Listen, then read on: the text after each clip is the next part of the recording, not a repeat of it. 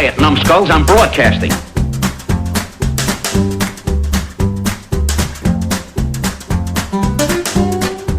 Hey kids, welcome to Grumpy Nostalgia, the Second Look Cinema podcast, the show where we go back to the blockbuster new release fall of our memory, grab a copy off that shelf, we pop it in our VCR, and we see what time has done to it. I'm Justin, that's Mike. Nano. And together we're going to help you navigate all those landmines littered down memory lane. So Mike, we're back on another good movie after about a month full of just garbage. Yeah. This is like comfort food now. We're really getting into some movies that we grew up with that just really stuck with us. We're probably lulling ourselves into a false sense of security here, Mike. I think we're going to crash hard here eventually. But for now, the love fest continues. Last week we watched one of our favorite movies, the original Planet of the Apes from 1968, and this week we decided to keep the love train going. Talk about one of our other favorite movies, and that's Close Encounters of the Third Kind from 1977. Do you know the first and the second kind, Mike? My wife was asking me. I assumed it meant like actual, like, you know, people, like an account, like somebody's account would be the first kind. Second kind would be like an actual photographic evidence, and then third kind was, you know, seeing like actual aliens. And Okay, I guess the fourth has got to be the probe, right? It's got to be an anal probe somewhere. As many jokes will dictate, yes, of course. All right, so we thought I'd talk about this for a couple of reasons. One, we love it. The second one is, for those that are interested and those that might share our love of this movie, make sure you check this. It's coming back to theaters for a limited time, July 7th and 10th in the Fathom Events. So put your theater chains, AMC or Regal, if they have a Fathom Events section. You can check this out on the big screen. I think it's a 70 millimeter print of this one, Mike, and I don't know what edition it is. This one might get your co-host out again to the theaters, who knows? But check this out on the big screen if you've never seen it before. It'd be a great opportunity to see it. That'd be great. There you go. Let's just jump right in, Mike. So this was directed by Steven Spielberg. Small little independent filmmaker you might have heard of. He also serves as the film's writer. Other writing credits he has where he's the sole writer is only Poltergeist, Mike. Another great podcast of ours. You guys should go back and check out. One of our favorites. He had a couple uncredited screenwriters supporting him here. One was a guy named Hal Barwood, who he worked with on Sugarland Express, and also did some great work as far as we're concerned, Mike, with the Corvette Summer, starring Mark Hamill. Fantastic. Another great little 70s goth movie, Dragon Slayer. Those that had the early HBO remember how great that movie was. And he also worked with a guy named Jerry Belson, who did this screenplay, but then left to go work with Spielberg's buddy George Lucas at LucasArts Games and end up writing tons and tons of video games. Wow! So quite a lucrative career there. One of the more industry's more famous ones, in fact. This movie had a $20 million budget back in 1977, so that was quite a bit of money. And it was released on November 16th, 1977. Mike? Gosh. So this movie checks the boxes for iconic imagery, sound, acting, writing, directing, cinematography. But Mike, why don't we walk through one of those with the cast here? So you want to kind of walk us through the principal players? Sure. Richard Dreyfuss, who we had seen in Jaws as Hooper. And Hooper! Playing one of his, I guess this would be his most iconic role, would be Close Encounters, It's up there, yeah. It's got to be there. He's joined by Terry Garr, who, she was in Young Frankenstein, kind of a good comedy kind of actress. Yeah. But she plays kind of the harried housewife of him, Ronnie. Right. In here. And, she does it. She's great in this role. Yeah, it's funny because, the other lady, Melinda Dillon, who plays... I don't remember her first name, but she plays the mom of, Barry. Jillian. Yeah. Jillian, that's right. Barry or Jillian Gary or something. Yeah. Yeah. She did really good too, without just the Barry. I could have done a couple less of those, but Melinda Dillon will always be remembered as the mom in Christmas Story. Forever and ever, even though she's been in other good movies. Slapshot. Oh, yes, right.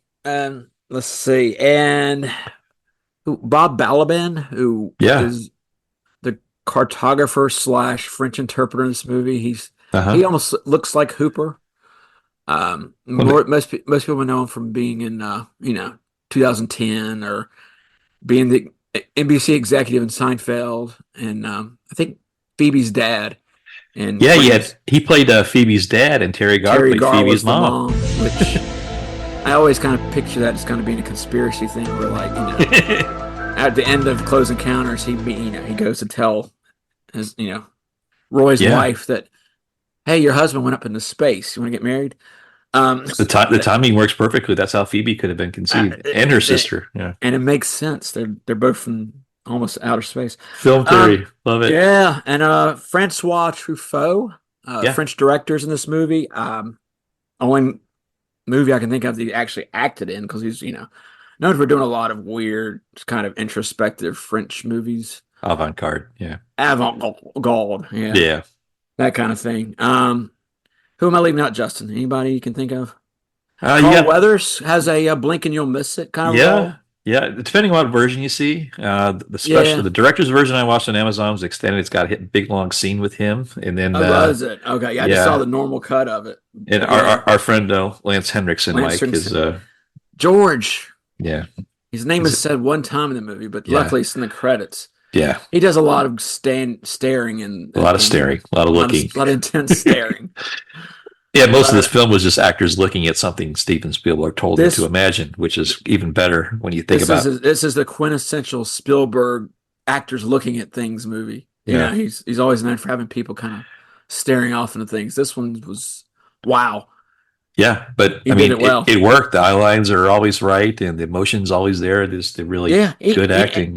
And something I didn't realize, this kind of cast related also, but he does these like one-off characters and kind of like extras, and he goes at, pardon the pun, he goes that extra mile.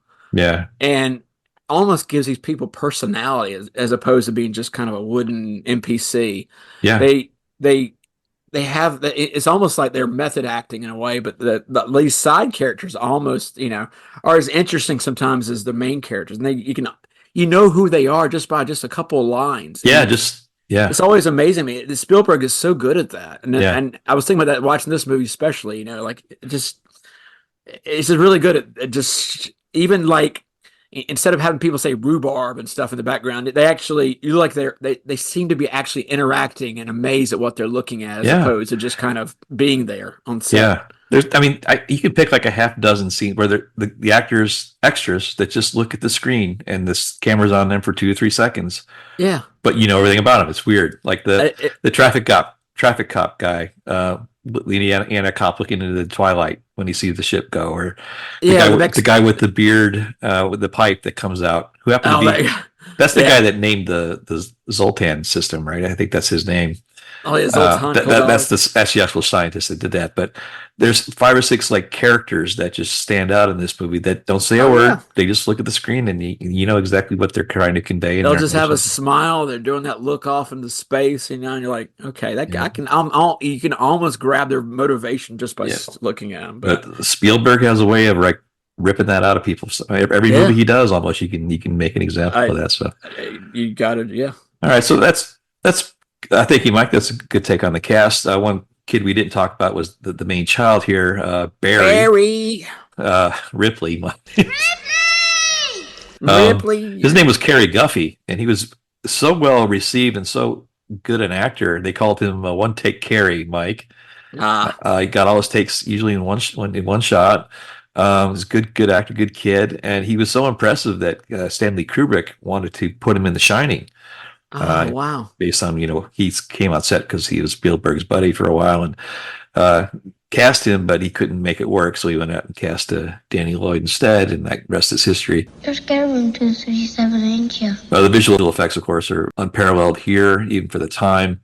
That's Douglas Trumbull, Mike, who also did some other movies we talked about, 2001, Blade Runner. It's another podcast that we did featuring him, just a great one. John Williams did the music score, of course, but this was a little bit interesting. He scored the movie first, and then Spielberg kind of used the music, because music plays such an integral role in the narrative here.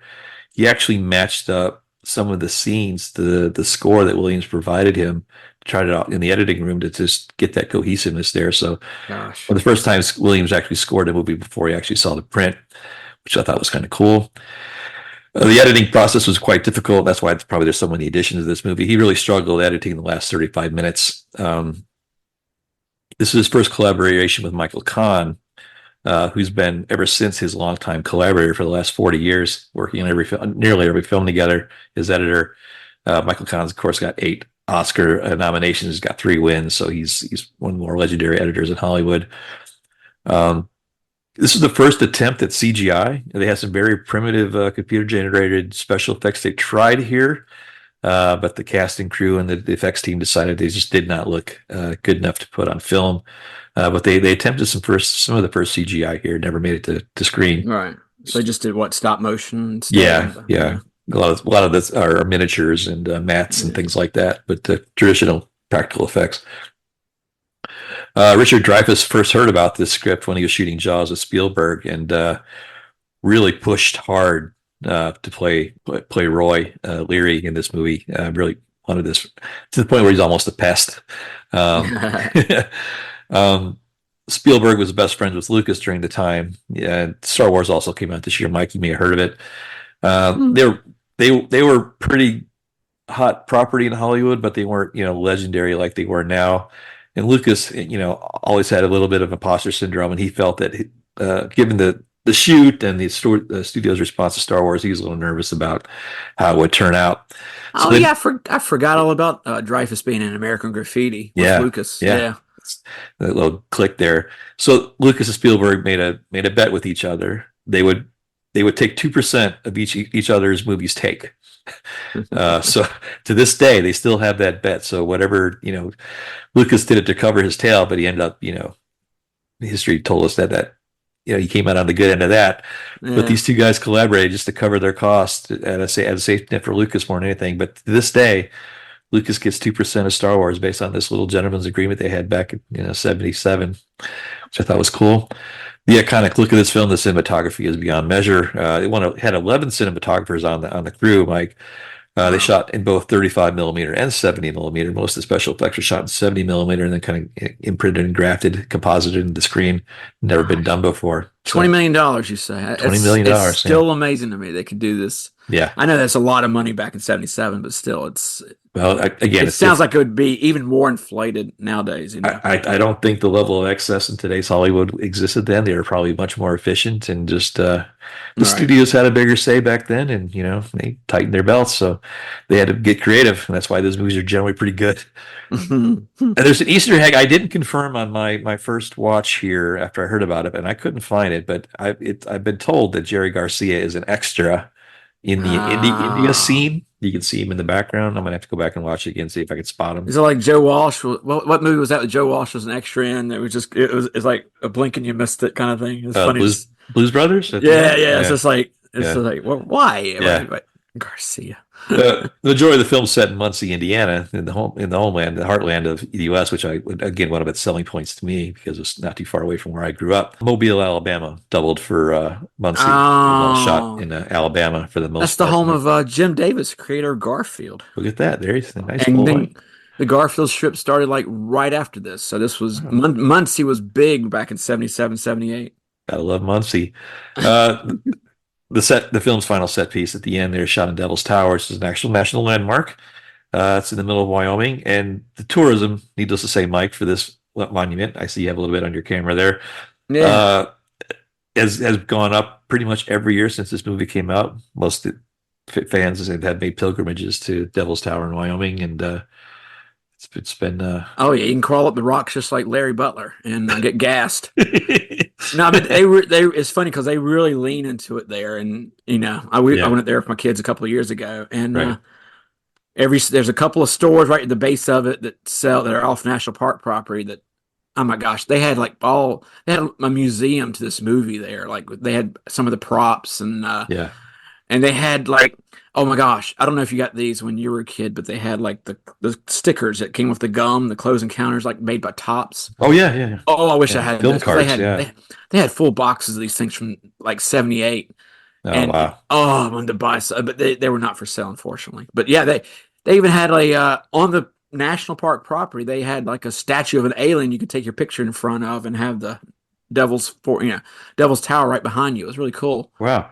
But they're not ashamed to like I said, embrace it. It's interesting you mentioned the cards. I want to say that Richard Dreyfuss didn't give his rights to the likeness for those cards, so the main character is not featured in any of those cards. Oh my gosh, Him really? and some That's other major crazy. player, so they focused on his family more than that. Yeah. So this is a fantastic movie. So other movies, 77 was a incredible year. If you look at the list of movies that came out in 1977, Mike, we could do an entire 3 seasons on those alone. But during the time this came out in theaters, you had Pete's Dragon, the animated Disney film. You had the movie Semi Tough, and you had Close Encounters, which came out on the 16th of November. In the following December, you had Capricorn 1. I think OJ's best performance ever. Let's be honest. You had The Goodbye Girl, also starring Richard Dreyfuss. Yeah. And Mel Brooks's Hang Anxiety came out the following week. And then you had Saturday Night Fever, all those in December. Wow. I'm leaving out a bunch of good ones, but those are the biggest ones. Speaking Why of big... does it? Yeah. Oh, go ahead. I was going to, before you get to the next part here, I saw a couple places where it says the release date for this movie is 77, but also 1980. Is there like the special re-release? Edition? Yeah, he re-released the special edition in 80. In the theater? Did it come out in theaters? I can't remember. Yeah, for a short little run, yeah. Oh, cool. So of course 77 was huge. The top movies that year were Star Wars. Only had 32 theaters released opening for that one. Isn't that amazing? Wow. Just a small little rollout in May, 32 theaters to start. That's how it does. That's how it grew. Number 2 that year was Smoking the Bandit. Mike, could you get me a Diablo sandwich and a Dr. Pepper? A goddamn hurry. Let me have a Diablo sandwich, a Dr. Pepper. Make it fast. I'm in a goddamn hurry. Close Encounters was 3rd, and the 4th one was Saturday Night Fever. So, not too bad.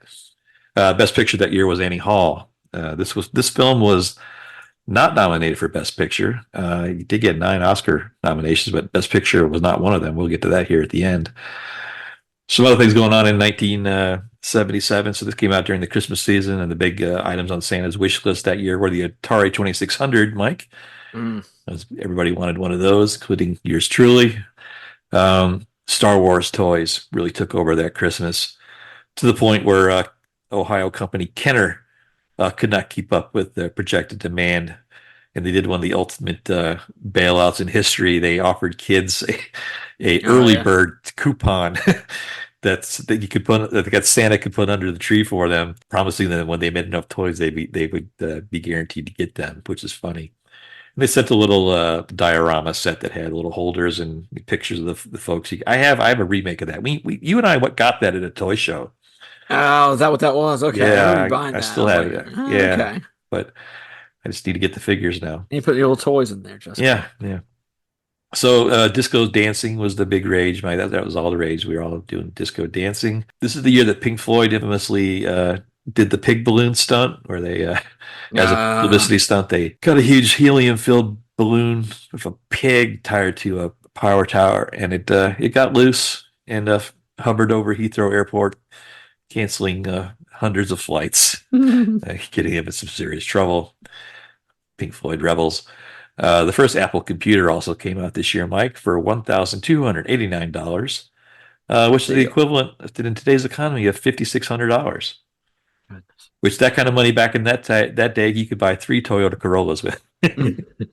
Just give you a scale. They might still be running by this point. Yeah, absolutely. How far the computer has come. So that's where we were in 1977, Mike. A couple of things just to finish up here on the TV. We were watching some really high art on TV. Oh. You had Laverne and Shirley, Happy Days and Three's Company, and Charlie's Angels were the big hits. Not exactly Shakespeare, but no, that they did have a Farrah Fawcett poster in the movie, so I was happy to see that. I did notice that one. Some counter programming to that. You had 100 million people watch the miniseries Roots that year, to much critical acclaim. On the music scene, Mike, again, you're a 70s music expert here, so let's go through a few. These were on the charts the week that this came out. How Deep Is Your Love by the Brothers Gibb was the number 1 song then. Also in the top 20, We Just Disagree. Lee. No, it's Joe South. Dave Mason.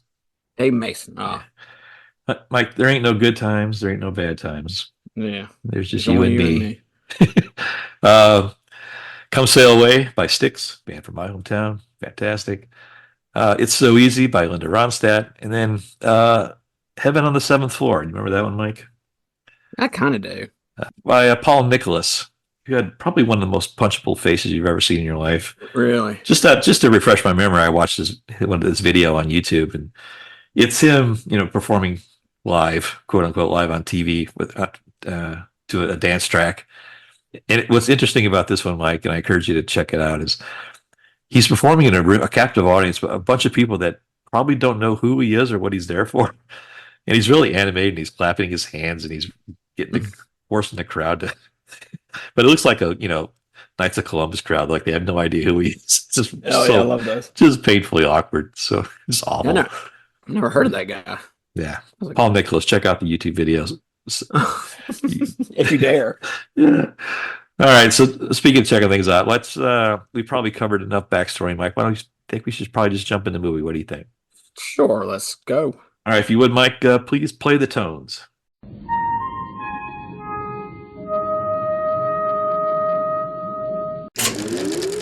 So it starts out like every movie should start out, Mike, with Sandstorm.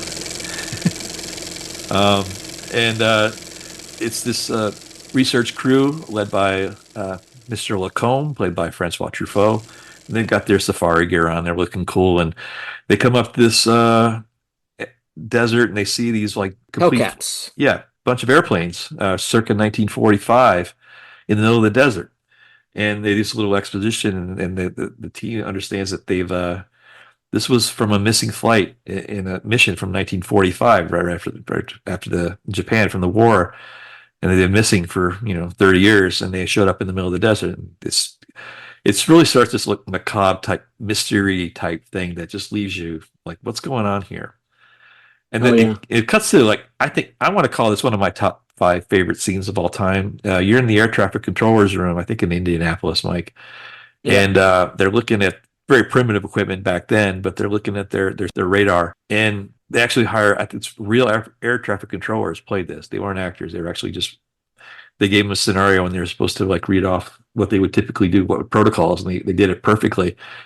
And the crosstalk here, Mike, and the way the scene is lit, there's a main air traffic controller he's on the radio with some pilots, and they see this unidentified flying object in the sky coming at him, and they play the sound effects and the crack of the radio. And Get on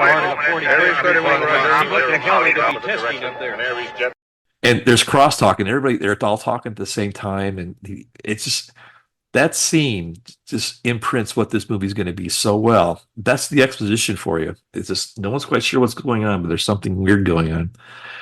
And there's no flowery, if this scene was made today, there'd be some goofy guy who's neurotic and comic relief, and he'd be dropping his clipboard, and he'd running. You see a shot of his feet running out to somebody, or you see the phone dangle or whatever, and he'd be running. But this was just it ends with the guy saying, "Well, I don't want to report a UFO." Aries 31, do you wish to report a UFO? Over. Negative. We don't want to report. Because he doesn't want to go through the paperwork. He wasn't sure what he says. He's scared, essentially. The next scene is, we get introduced to the main kid of the movie, Barry, his Boston University T-shirt on, and he wakes up in the middle of the night, and all his toys come to life, like Trumpy might. what's what's so amazing about the setup for this? It's all they do is you show that you see a mom and a kid, and to fill in the blanks, they show a moving box in one of the rooms, and that's all you need. Yeah. And just by showing the moving box, you realize, oh my gosh, okay, she must be. You fill in the details, maybe she's either freshly widowed or freshly divorced, and they're getting ready to move from there or something like that. Yeah, it's all there. It's all on the screen. Like you said before we started talking, the movie tells you the story. Yeah, the box is so much can be said by just showing some. So his toys start coming to life, and it's as a kid. This is what, again, I think a lot of the way these movies stick with me so well is they scared me as kids, like Planet of the Apes did last week. As a child, all these things come into life were scary. I mean, that was like, is the place haunted? Is it ghosts? Is it monsters? What is it? Is this where you got the idea for doing the batteries not included movie? Maybe. Yeah. That silly piece of fluff. There's some more film theory we just dive into. But he's not scared of this, of course, Barry. He thinks it's entertaining. And then it plays on a common theme to the movie that there's this psychic imprint that the aliens are putting on the people they make contact with. And Barry is like captivated. So he runs out and starts chasing the nice guy. And his mother, played by Melinda Dillon, Jillian, sees him running out in the middle of this cornfield and gets scared and runs after him, because that's a seminal thing to be, have your kid run off in the middle of chasing ghosts, essentially. And the next scene is we finally get introduced to Roy Scheider here, playing Roy Neary. Oh, and his Richard incredible Dreyfuss. Richard Dreyfuss. Sorry, yeah, your jaw's mixed up. It was pretty good. We get introduced to Roy Neary here, finally played by Richard Dreyfuss, and his incredibly annoying family. Oh. His wife is Terry Garr, and he's got 3 bratty kids, and they're just making noise, and like kids do. And they're watching the 10 Commandments at night, and the power goes out, and he gets a call. He works for the power company. He gets a call to come in because there's a problem. Got to get the grid back up, and he gets in his truck, and this is where the movie really kind of takes off, because he gets his directions from his boss, and he goes out to look at the grid, and as he's in his truck in the middle of the night, there's a couple great scenes here strewn together. One is he pulls up to the stop sign after he's lost, looking for cornbread, Mike, the town cornbread. The town of cornbread. You see this car. You see this car come up behind him with the lights, and then he waves him around. And and then he sees another car come up behind him with the lights, but this time he waves him around. But this time the car doesn't go around; it goes straight up.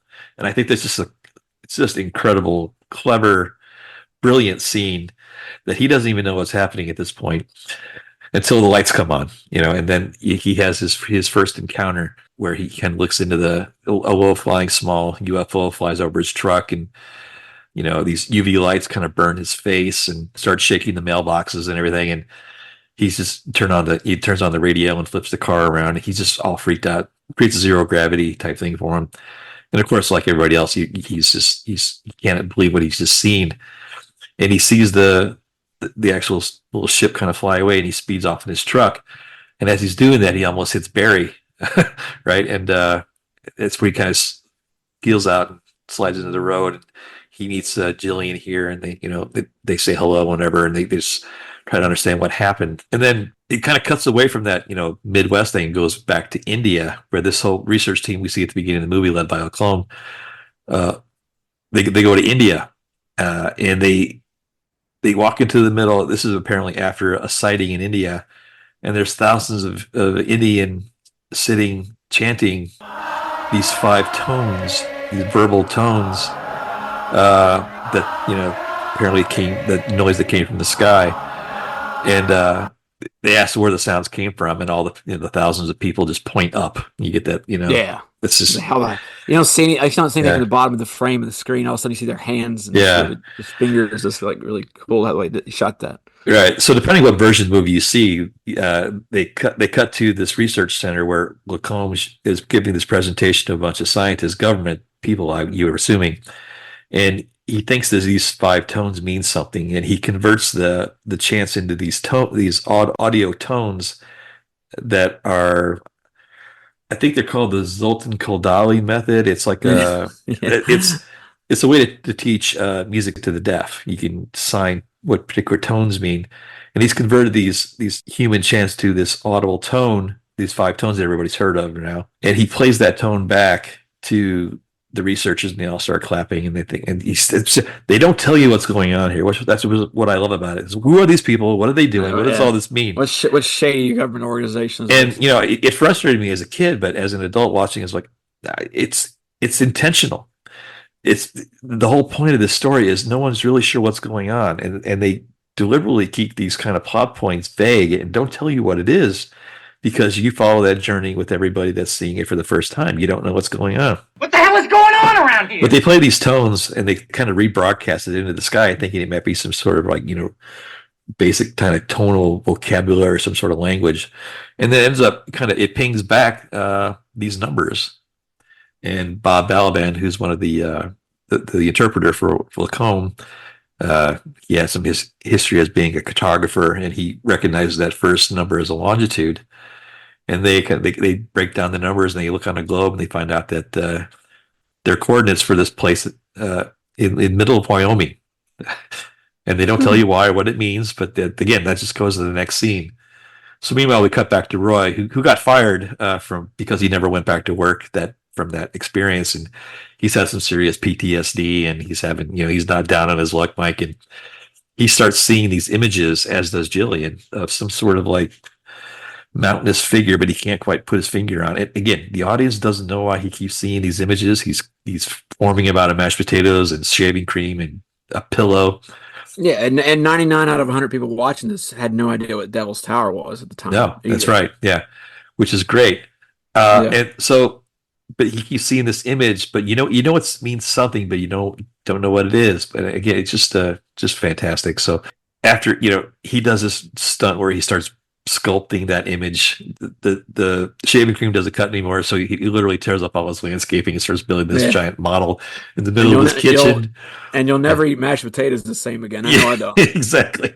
So his wife has had enough of him at this point. She takes her kids, and they leave and leave him in his bathrobe on the parking in the driveway. And this is kind of an embarrassing scene, but there's a scene where he's like drinking beers in his dirty bathrobe and trying to make amends with his wife. And on the TV, you see a Walter Cronkite report of Devil's Tower.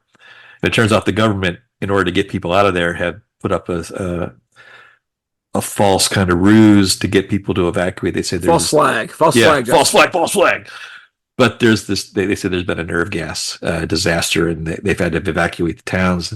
That news story is seen by Roy, and he sees Devil's Tower, and it just clicks. He knows what it is.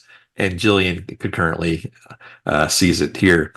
We forgot to mention that Jillian's son Barry had been kidnapped the following night, which is the most. Yeah, it's the most terrifying scene in the movie. Watching that as a young child, scared to death. It's when he opens that door and it's all red outside, and they literally drag him out of the house. They try to come out of the chimney, and it's like, oh my god, they're coming up through the vent from the floor. It's just creepy. Yeah, so the cheese falls off her cracker, so she's had it. She's lost her mind, and she sees that, and they decide they've got to get to again the little subtle touches.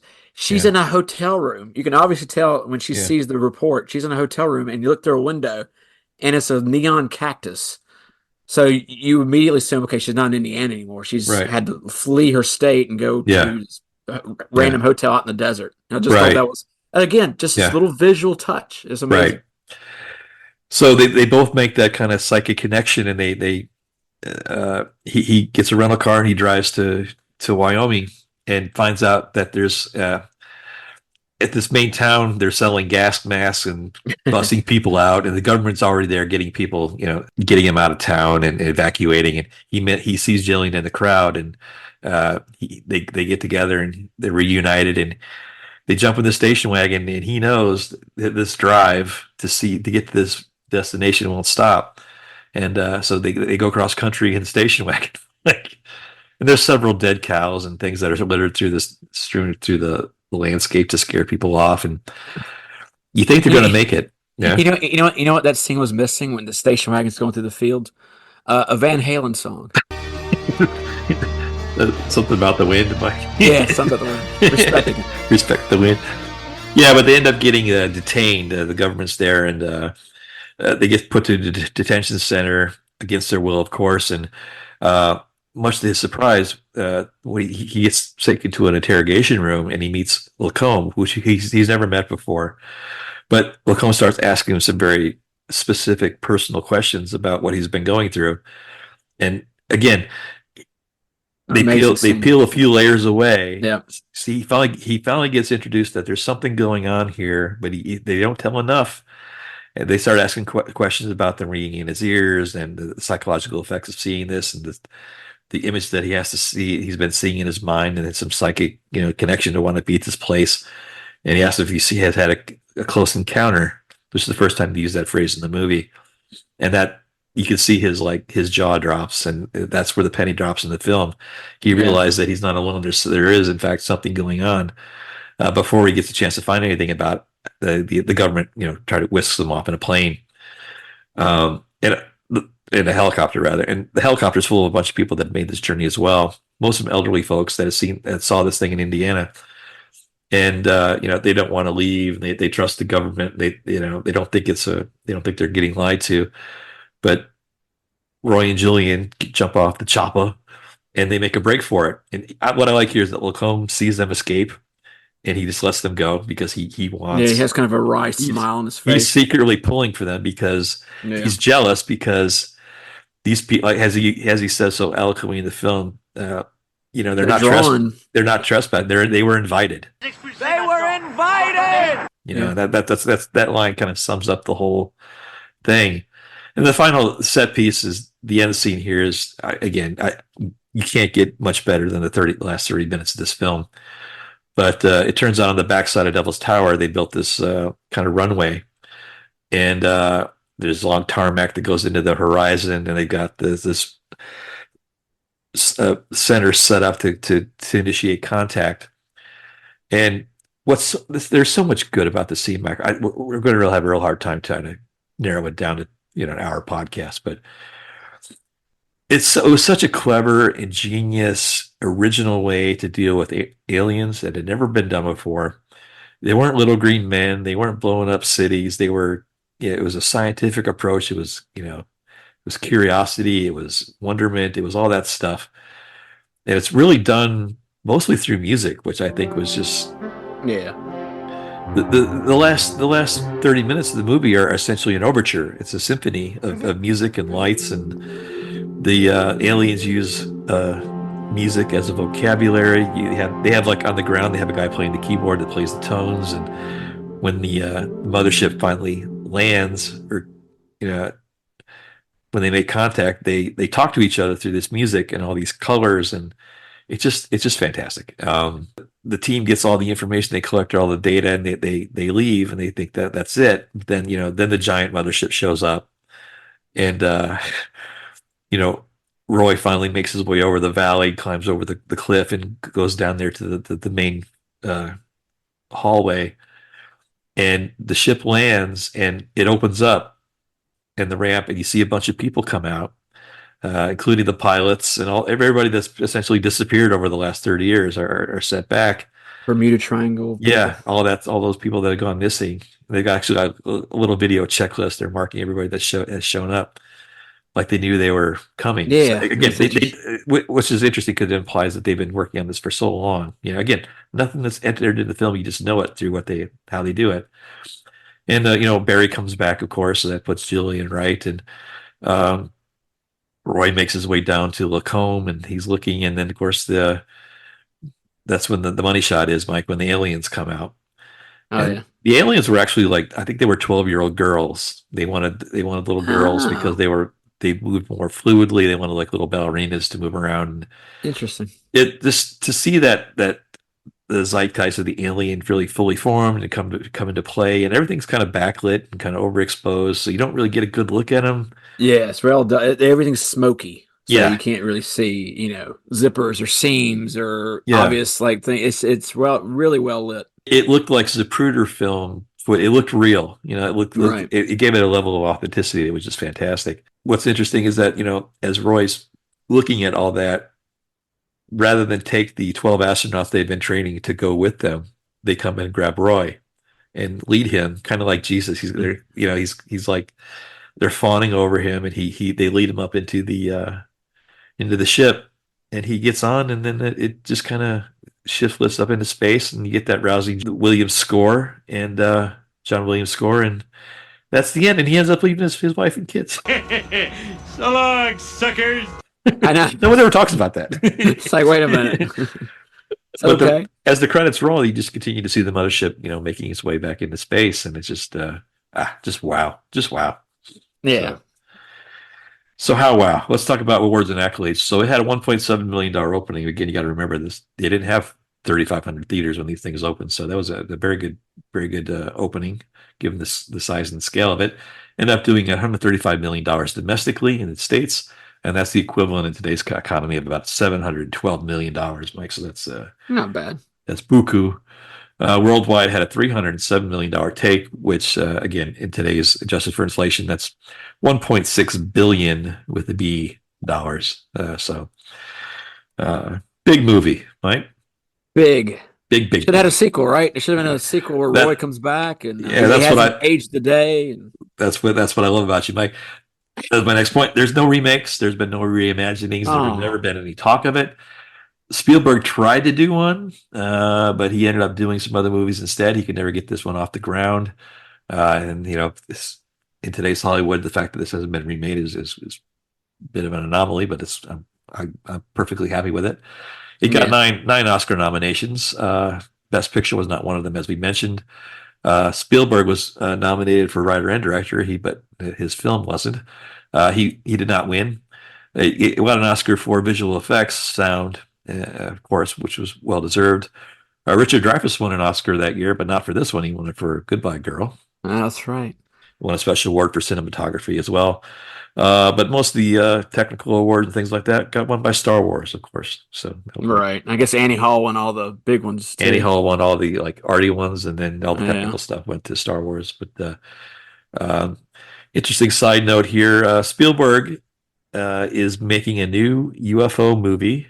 He's going to break away from his smaller movies and his family fables. He's going to make a big scale UFO alien movie here. It's slated for May of 2026. So he's working with Jurassic Park collaborator David Koepp. So who knows? Hold your breath. Wow. Hopefully it's a little better than his protege, J.J. Abrams, and his, I hope it's Super 8, whatever that was. I hope it's more of that, and then maybe less Kingdom of the Crystal Skull. Let's keep our fingers crossed there. So we'll see. So this is this movie is in my top 10 list for sure. But it's I would call it one of the unnoticed, lesser noticed films of Spielberg. People don't really talk about this one a whole lot. It's given my take on it at least. So let's do our grumpy meter. Mike could talk about what the film was like when we saw it as young guys, and then how it affects us watching it again as grumpy old jerks. So why don't you lead us off? Yeah, it was just one of those movies. I remember seeing it in the theater when I was 7 years old, and just one of those wonderment kind of movies for me as a kid, and it always stuck with me. And I've watched it a lot of times since. Like I said, I made sure my kids watched it, and even after we watched it, that's why we went to Devil's Tower. And it's my favorite Spielberg movie probably, and that's saying a lot because there's a lot of good ones out there, But this one always is the one that sticks with me the most. But yeah, that's about all I can say about it. Like I said, it's there's so many scenes I'm watching now that are just so well acted. Like even the scene, where Dreyfuss and Trufant and Balaban all talking in the little room about why he was there. Just the air traffic controller scene. Everything is just this delicious candy. You're just watching it going, God, this is so good. And I don't, the whole theme of him leaving his family, you're so amazed by all the aliens and him kind of finding his way and figuring out why this happened to him, and he's leaving. You don't even think about how dark it is. He's leaving. I mean, that doesn't even come up. It's like, okay, well, those kids are so whiny and bratty. You kind of you wish them well. Good luck out there. Don't let the door hit you. Yeah, there you go. That's my take. Yeah, that's pretty much spot on for me, Mike. Not a whole lot different there. So when I watched it as a kid, again, as I mentioned, the reason that sticks with you because it moves you. It scared me. It thrilled me. It inspired me. You remember those things when you were a kid. You had Star Wars and around the same time, and it was just the whole thing. It was just how could you not become a fan of movies in the 70s when you're a little kid? The fact that Roy Neary was funny. He was a funny guy. His kids slapped him with the ping pong paddle, and it said it was like a 50-50 bar. It looked like he was like your dad. It's funny. Like I said, they our three main protagonists. Ronnie and Roy and Jillian. I can't remember Melinda Dillon's name in this movie. They're all three comedy actors, and you think of like Richard Dreyfuss got an Oscar for Goodbye Girl, which is essentially a Neil Simon comedy. and Terry Garr. She's known for being in Mr. Mom and Young Frankenstein and Manila Yeah. Mill and then the Christmas Story. You just think of them as like in comedy. So when you're watching, they're just kind of everyday people, but they also have that humor aspect. Yeah, and he breaks a lot of tension sometimes with his humor. Like when Lacombe is showing him pictures of Devil's Tower, he goes, "Yeah, I got one just like it in my living room." That's a great line, or that "Who are you people?" And he gives that sly grin. He knows something's up. But it was just one of those things where even as a kid, not really knowing what was going on, it kept my attention. And I got to think. You mentioned something about the air traffic controller scene. Can you imagine if that scene was put today? No, I don't think modern audiences have the patience to put up with that. I think if most, again, sorry guys, but I think a lot of millennials or Gen Zs watch this film, they get very frustrated by this film. They would probably turn it off about halfway through because they say, I don't know what's going on here. They haven't been told enough. But again, nothing that got me as a kid is I watched it with my dad and I saw how much my dad appreciated it. That's a weird thing. Yeah. Those things kind of matter in a little bit. The fact that it was shot in the Midwest and not New York City, every invasion's in New York City or San Francisco, but this was shot in the Midwest, in the middle of the United States, where things could potentially happen like that. So the whole idea of using Devil's Tower too. What a genius move! I mean, the whole history of that place is it's just enriched in Native Americans who believe that the gods had come down and channeled their way into that mountain. And it's like, okay, well, let's imagine what if aliens did that? It's just like, wow. That's weird you say that because I felt that because at the beginning of the film they talked to a lot of indigenous people, like the old Mexican guy or the Hindus. You have the suspicion that those cultures have been privy to this for years, and finally, they started looking at it. Yeah, but again, that's great screenwriting.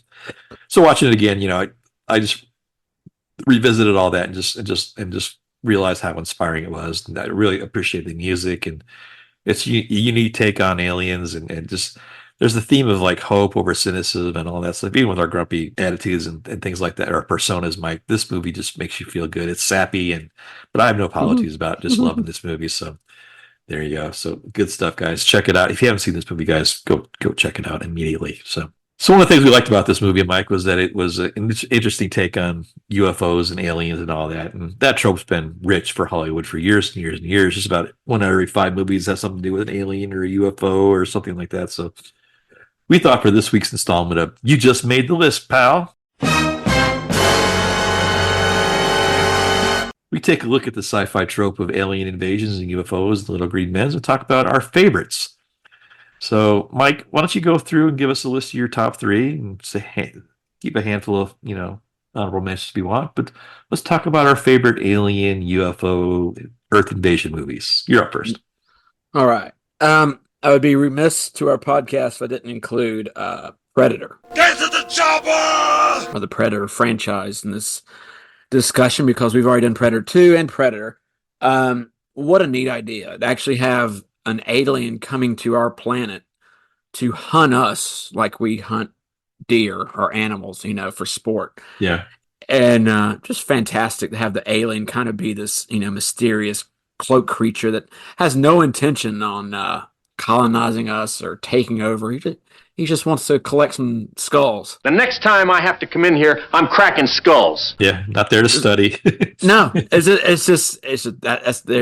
your motivation. Yeah. I know it gets a little bit more complicated maybe in 2 and whatever comes afterwards, a little bit, but there's still that basic, I'm just there to kill some of y'all, take some of you back with me. I've got some other aliens I need to capture on some other planets, but we want to try out Earth. And I think that's a neat idea. And like I said, that is so well done in the first movie and pretty well done in the second one. So I'm going to go Predator. Another podcast we covered with our friend Millennial Molly. Alaska's own. Molly did Predator and Predator 2 with us. So that's right. Big fan of her work. So hang in there, Molly. We're getting ready for our next collaboration. My first pick is going to be War of the Worlds, Mike, from 1953. The original version. I've listened to the radio drama a few times and it's fantastic. I read the book, and the reason I picked this movie is because, again, it's probably more nostalgia than anything, but I'm giving it a pass because that's the name of the damn podcast. But WGN in Chicago, legendary station, used to have this on every 6 months or so, they'd play it on a Saturday night creature feature. And I remember that it was just a wonderful time staying up and making popcorn on the stove and watching this movie late at night on a Saturday. To see the H.G. Wells monsters come to life and the special effects for 1953 were fantastic. And the hokey 50s Clayton Forrester lead and his fawning damsel in distress co-lead. Just it's the super scary aliens that came out at the end, and that tragic tale of how they're taken out at the end and the people getting vaporized. That's it's one of those great sci-fi movies as a kid. I just wasn't too disappointed by Steven Spielberg's version of it in 2005 with Tom Cruise, Tim Robbins, and the like. I thought it was incredibly scary. They used a lot of like 9/11 imagery and stuff like that because it's pretty close to all that stuff, like the buildings crashing. They use that terrorist theme in there. But the Morgan Freeman narration and the story, I thought it was pretty well done, but nothing tops the original War of the Worlds for me from 1952. That's my first pick. Nice. My second one is going to be another movie I've mentioned. I would be remiss if I didn't mention this movie because I think it's been in a couple of my lists and both of these movies. And I'm going to pick one of the two, but I'm going to mention both because they're both John Carpenter movies. Okay. One's They Live, which nice. Can't go without saying it's a great alien invasion movie where go watch that one, please. But the movie I'm picking of his is Starman, which has Jeff Bridges and Karen Allen in it. It's from 1984, I want to say. But he is an alien who descends from Earth. He's brought to the alien's brought to us because of, again, I think it's Voyager 1 or 2. I can't remember the one. Yeah. And they want to interact with us and just kind of see who we are. But of course, we shoot his ship down. It lands in some lake in, I don't know, Michigan, Wisconsin. And he takes over the body of Karen Allen's dead husband, which is kind of freaky. Right. But he coerces her to drive him to there's some Close Encounters vibes because he has to go to a certain spot in the west. He goes to Meteor Crater in Arizona, and he makes her drive him there, and it's kind of a road trip thing. But of course, government agents are after him. But he eventually makes it there, and she begins to see that he's not such a bad guy. They make a detour to Vegas to win a Cadillac. I think he impregnates her, but she wants that to happen, but he does it with some kind of orb or spear thing. It's a really, I'm probably not giving this movie justice because I'm making it sound like a silly movie, but it's not. Family show, Mike. Family show. It has a great ending, and like I say, it had some of that Close Encounters vibes to it, but they have to get to this place. But he knows what it is. But he's this alien. He's kind of, he doesn't know how to interact with people, and as he goes, he learns about us, and we learn about him. And very good, a very non-John Carpenter kind of movie for him. But it's science fiction, so it isn't his purview. But it's still kind of for a Carpenter movie. It's actually kind of touching. That's Starman. That's a clever pick. I didn't think of that one. That's a great one. So my second one is going to be, not a goof for real. My second one's going to be Plan 9 from Outer Space, Mike, from 1959, and it's probably the worst movie ever made, if it's not in the top 5. But from watching the movie Ed Wood, and again, this is Tim Burton here, so you know how I feel about him. So Ed Wood is one of the greatest movies ever made. And but what I like about it is not just because it kind of the look and the atmospheric, but the way it told the story, what this movie meant to Ed Wood, and what it means about making movies in Hollywood, and the joy and love of filmmaking. Ed Wood didn't know this movie was bad. He just knew he wanted to make it, and you got to admire that passion on some level. Now, having said all that stuff, it's so much fun to watch because it's so fun to see how much they're trying, how goofy it is, how fun it is. Your stupid minds, Mike. Stupid. You see, your stupid minds. Stupid. You got Tor Johnson. You got Vampira. You've got stock footage. You've got paper plates. It's just there's nothing not fun about it. Who's the I'll shoot Kreskin? Is that who's the amazing? The Kreskin is he's the narrator at the very start. He announces this could happen. My friend, you have seen this incident based on sworn testimony. Can you prove that it didn't happen? You got 3 different Bela Lugosi characters. He died in the middle of it. They just kept shooting. Oh yeah. The passion of filmmaking just overtakes that. Just to see what came out of this, and just a fantastic movie. It's you can't not have fun watching this at some level. So that's my second. It was originally called Grave Robber from Outer Space, but I think Plan 9 sounds better. I don't know what Plans 1 through 8 were. But, I know. I'm sure they were just as good, right? So, all right. So that's my second pick. Nice. All right. Again, I have these honorable mentions that just came to mind. Obviously, Laser Blast. We mentioned that, or one of our favorite Roddy McDowall movies. But these aliens are turtle aliens that are wonderful stop motion too. Yeah. Yes. Very very. I just realized the government agent that's in that movie is the guy from The Godfather. That Sonny beat up. Oh wow! Okay, the guy that looks like kind of like a Bill Bixby. Yeah. Interesting. The jerky guy in the original Godfather that gets killed at the end. Yeah. Good. Yeah. What else I got? I got Prince of Space. Did I mention that one? That's a great one. That's a great movie too. Stargate. I can't go without the Great Gazoo from the Flintstones. One of my favorite aliens. I was specifically trying to pick movies that had aliens that came to Earth for dubious friendly causes. Men in Black, which is a really good movie, very inventive and goofy kind of movie. Destined to be covered by our show at some point. Yes, yeah. and then but the one that stuck with me, it was the first one I thought of when I thought of this whole subject, was a movie I probably mentioned before because of Joe Morton, Brother from Another Planet. This was a movie I specifically rented. This was one of the first movies I ever rented, and I don't know why. I don't know why this movie in particular. But he's a alien that crashes. No, I don't know how he gets to Earth. I completely forgot how he does it. I haven't seen this movie in a while. Yeah, but he ends up in Harlem, and the kind of the joke is he's like, the crash or whatever that got him to Earth ripped up his clothes and made him unable to speak. So everybody thinks he's this homeless guy. But he eventually is able to win his way over some of the locals, and there's a couple of guys that are chasing him.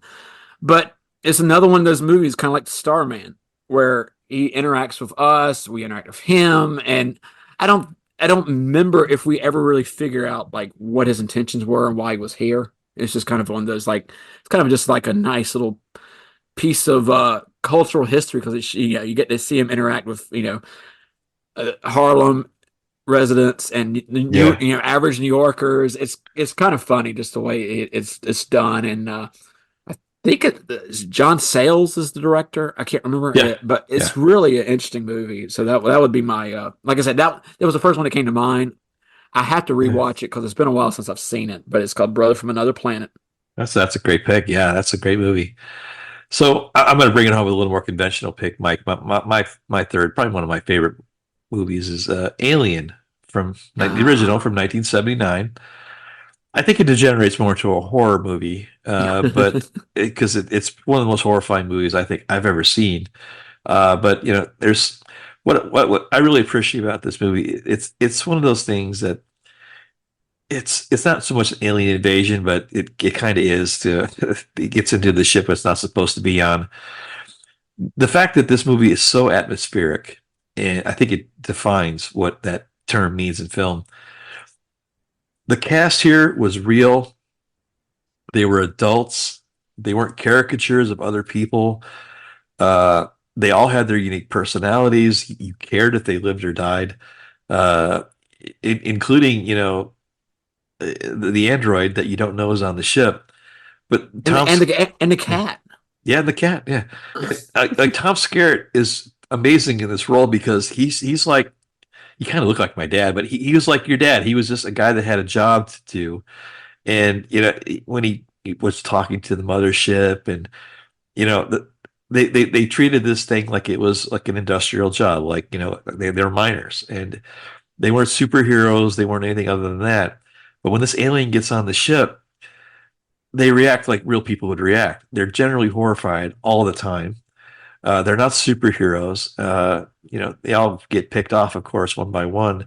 But add the extra layer of the android that goes haywire and Yeah. and that the amazing scene at the end where you get a female hero that's she outsmarts this thing in the escape pod and jettisons into space. But the minute they bring John Hurt back into that ship, that movie doesn't let go of you. You're in a stranglehold, and that's just a fantastic feat that I don't think is ever going to be replicated. They keep making Alien sequels trying to recapture that magic. Yeah, we'll see how that Romulus movie does. We'll give it a shot. I'll see it. But I'll give it a shot. But it's never, you can't. It's one of those things that we talked about last week. It's remake proof. It's sequel proof. You can't top that. So I don't know why people continue to bother. But that's my number one there. Alien from 1979 by Ridley Scott, of all people. Some other honorable mentions for me. I would include The Abyss from 1989.